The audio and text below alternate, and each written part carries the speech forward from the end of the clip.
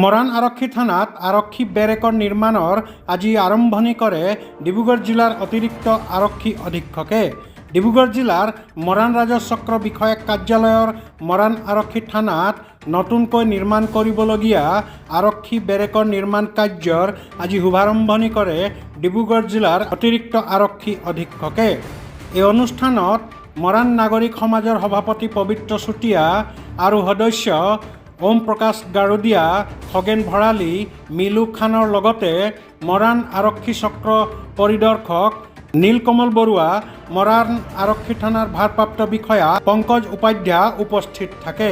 অনুষ্ঠানত চাকি বন্তি জ্বলাই ভূমি পূজন কৰাৰ পিছতে নাৰিকল ভাঙি অতিৰিক্ত আৰক্ষী অধীক্ষকে নিৰ্মাণ কাৰ্যৰ শুভাৰম্ভণি কৰে। মৰাণ থানাটো আজি ইনগ্ৰেশ্যন কৰা হ'ল আৰু এডিশ্যনেল এছ পি ছাৰ আহিছিলে, মৰাণ থানাৰ অফিচাৰ আৰু স্থানীয় ৰাইজ আছিলে।